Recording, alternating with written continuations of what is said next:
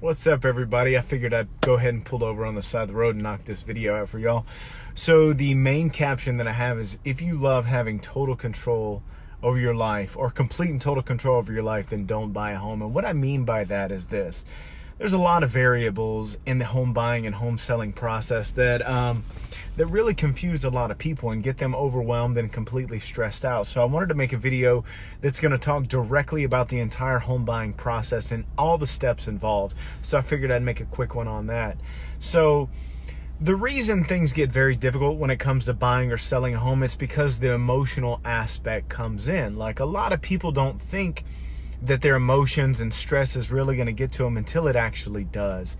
So that's why I want to make this video, to kind of let you know that you might think that things are going to be fine and you're going to be level-headed, but once you get excited and once you get, optimistic about something, that you're going to find that new home, that you bought that new home, that you're going through the process, that's when the emotions are going to kick in, and that's when things are going to get a little bit crazy, right? So during the home buying process, there's usually 4 steps involved with that. Let's just pretend you go and you find a home and you've made an offer on it. Now it's time for the negotiation aspect, right? That's where you find the price that you agree with, the seller agrees with, they pay your closing, whatever it is that y'all agree on. That's the negotiation part, right? Then comes the tricky part, the inspection, appraisal, and then actually the final part, all the closing. So the inspections and the appraisals are really your 2 biggest hurdles once you get a contract locked in. And the reason of that is because, well, one, you're probably buying a home that you absolutely love, so you really don't want to hear anything bad about it. So next thing you know, you start hearing all these things like the AC needs to be evaluated, the carpet's old, or there was a leak in the plumbing system, and the electrical needs to be reevaluated. All these things start getting you worried, right? So one minute you're happy, you're on this high, you're excited, you're energetic. Next minute you're concerned, and you start, wondering if you made the right decision. You start questioning what you're doing and why you're doing it.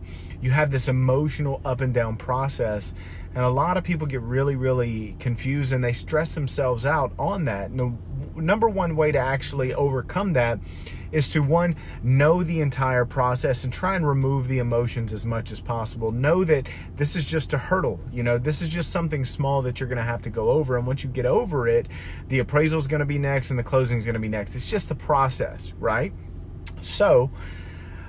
But most people don't think that. It's very hard to remove the emotions from something that you truly want, because people make decisions, rational decisions, but normally people buy based on emotion, right? And then they justify later with rationality. So when you're going through the inspection, I want you to remember this, that it's just a process. If it doesn't work out, you can easily back out and you can easily find a new property. Never feel obligated that this has to be the one, because what felt like the one was really just you feeling like you found the mental picture of the home that you were looking for, and you felt it, and you found it out there in the world. I guarantee you there's more homes like it.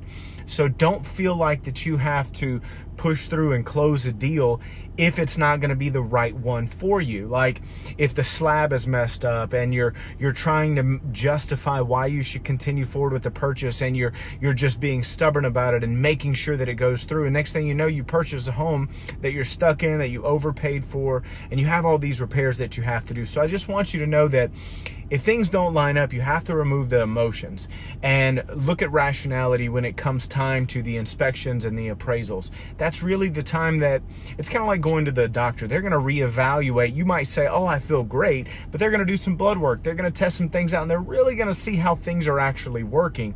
That's how you're going to do your inspection as appraisal.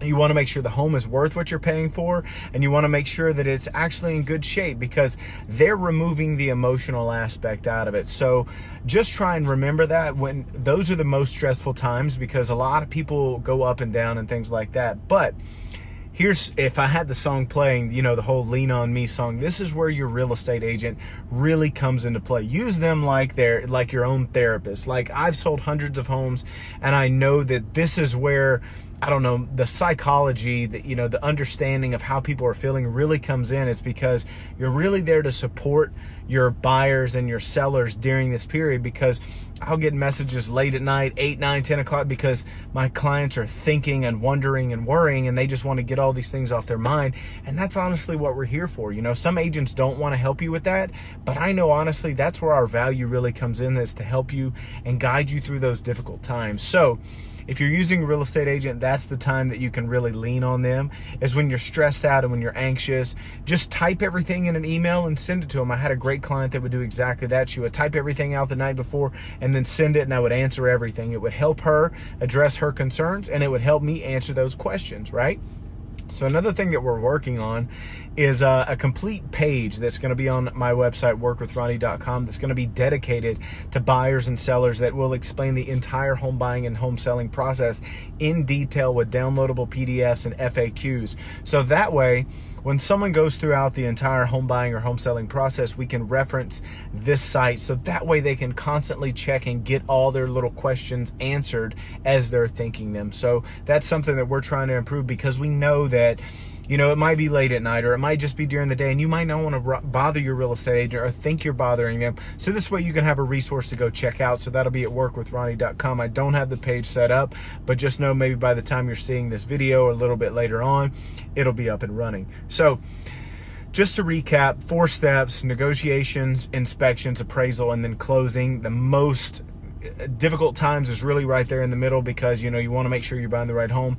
And another thing that a lot of people don't think about is, because this is where the heat really comes on, is at the closing. You know, those last couple weeks when they said, all right, the appraisal's good, now let's line out everything. You have to coordinate movers, you know, setting up utilities, changing of addresses, you know, getting all your stuff transferred over, your packing.